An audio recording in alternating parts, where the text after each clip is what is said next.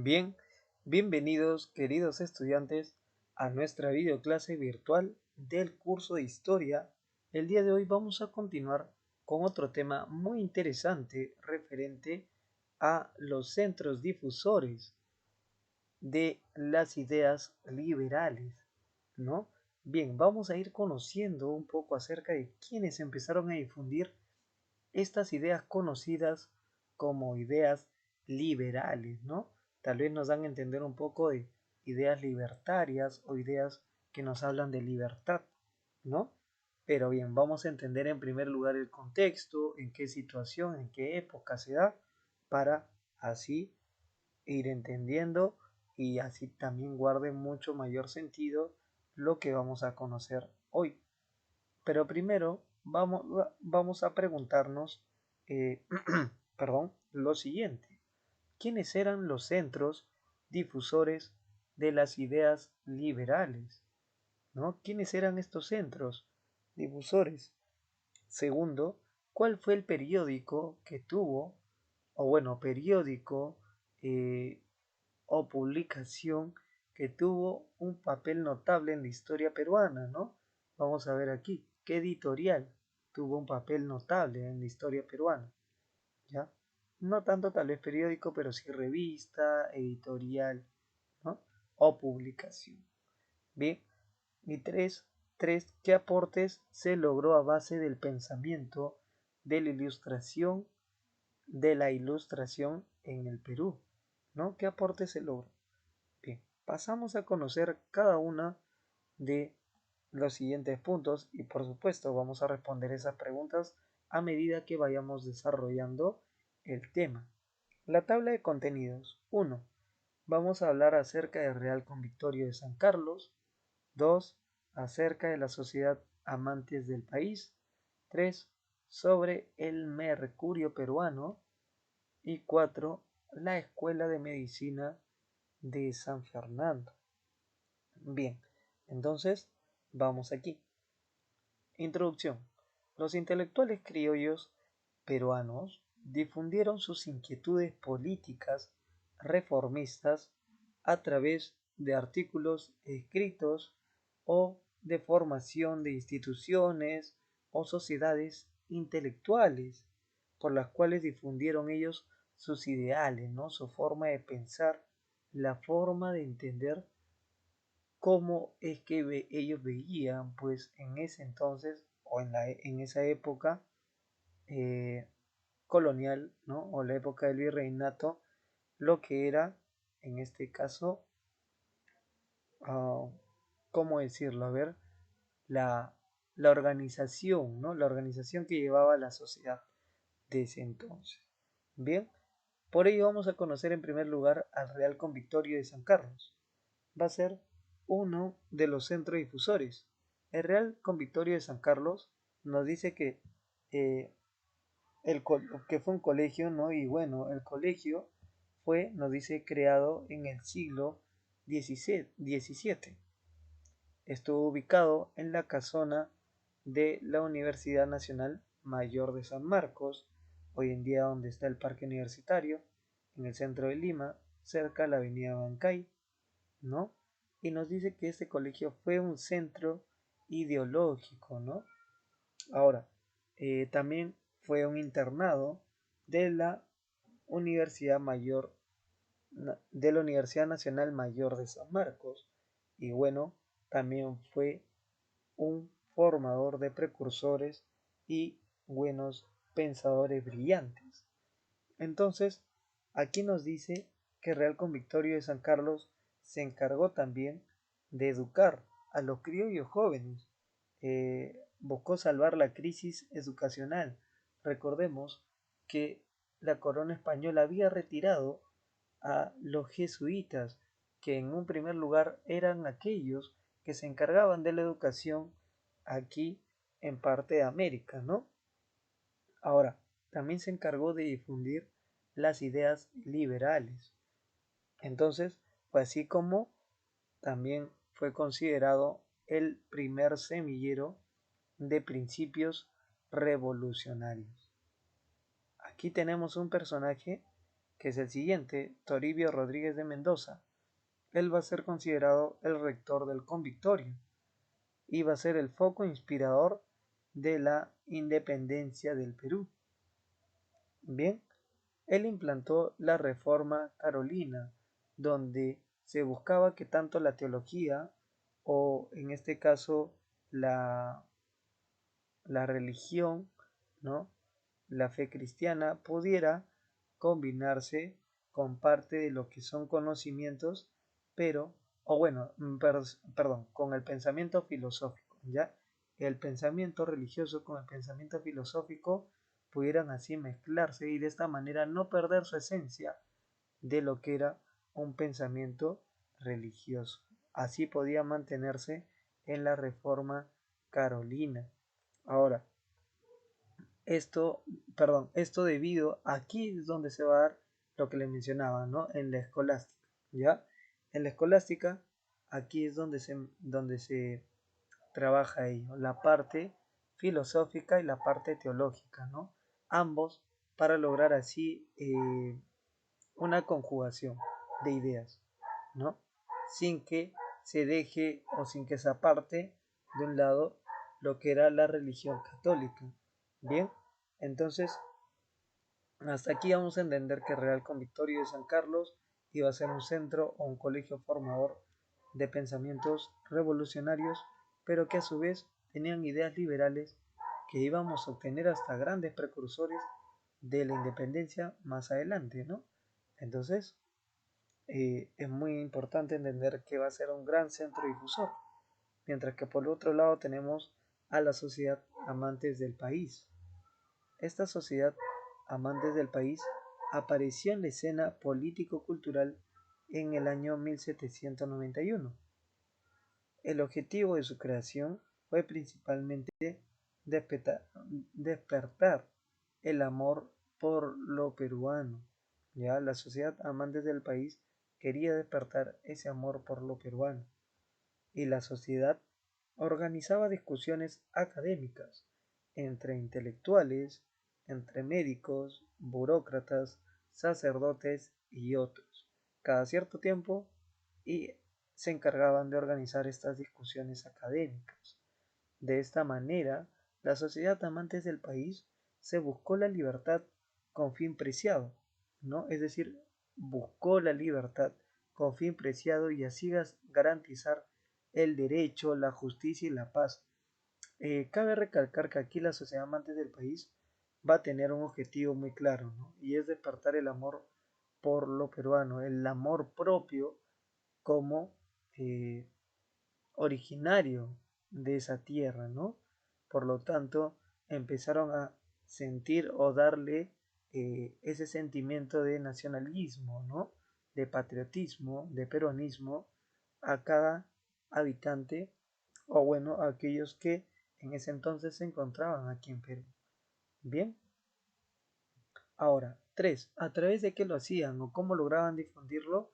En parte a través del mercurio peruano, ¿no? Y vamos a conocer aquí parte del mercurio peruano. El mercurio peruano nos dice que es una edición periódica creada por la sociedad amantes del país. ¿Ya? Así todavía se llaman sociedad amantes del país, ¿no? Aman tanto al país que quieren verlo libre, ¿no? Que quieren verlo independizado, ¿no? Entonces ya sabemos la respuesta, si lo lograron o no, pero en ese entonces costaba. Y bien, no dinero, sino que costaba trabajo, en primer lugar, hacerles entender a los criollos indígenas, a toda la población indígena, sobre lo que era el poder sentir ese patriotismo, ¿no? Amar tu país, la tierra donde naciste. Bien, eh, continuamos aquí. El Mercurio peruano se editó entre 1791 y 1795. Eh, Aquí, en el Mercurio peruano, lo que se buscó es dar una idea del Perú como una unidad social, no una unidad geográfica e histórica, ¿no? Porque de hecho nos era muy importante en ese entonces el papel que cumplía la historia para seguir recordando y revalorando lo que era nuestra cultura. Entonces, imagínense, ¿no? Lo importante que habrá sido la historia desde ese entonces y cómo hasta hoy en día logra enseñarse. Bien, y apoyó, y también tuvo el apoyo económico, en este caso, del virrey Francisco Gil de Taboada, ¿no? Francisco Gil de Taboada. Bien, aquí tenemos a Hipólito Unanue. Su obra fue publicada en el Mercurio Peruano, así es, y en su obra advierte de una clara difusión del pensamiento de la ilustración. Aquí vamos a hablar ya de la ilustración, en especial en artículos de temas científicos. Ya que recordemos, la ilustración va a ser un pensamiento filosófico donde la razón de ser es lo más importante para el ser humano, ¿no? La razón, ¿ya? No la razón de ser, la razón es lo más importante. Por lo tanto, buscan hallar o tener la razón a través de teorías, conocimientos, ciencias, etcétera, ¿no? Y bueno, aquí nos dice que Hipólito Unanue advierte de que en su obra hay una clara difusión del pensamiento de la ilustración, en especial de artículos con temas científicos. Bien, ahora el gran aporte.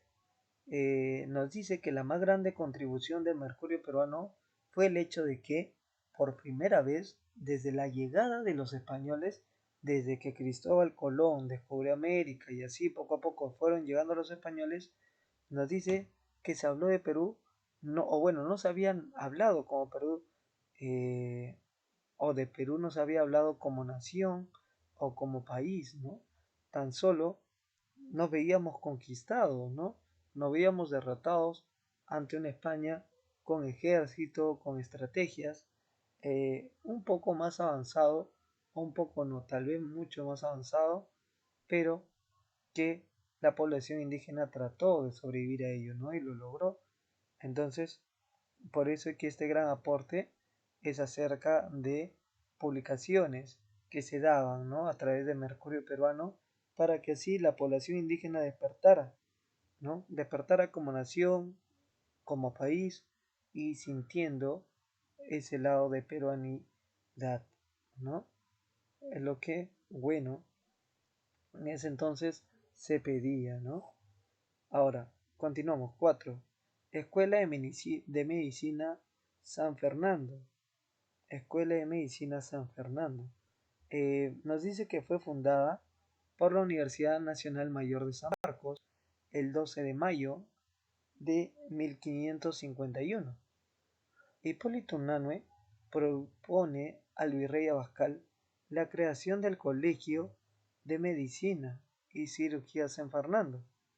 Aquí fue construido, o nos dice que fue construido por presbítero Matías Maestro en el año 1811, ¿no? 1811. Y bueno, ¿no? Hipólito Unanue tratando de enseñar, ¿no? Tratando de pues seguir aportando a través de lo que era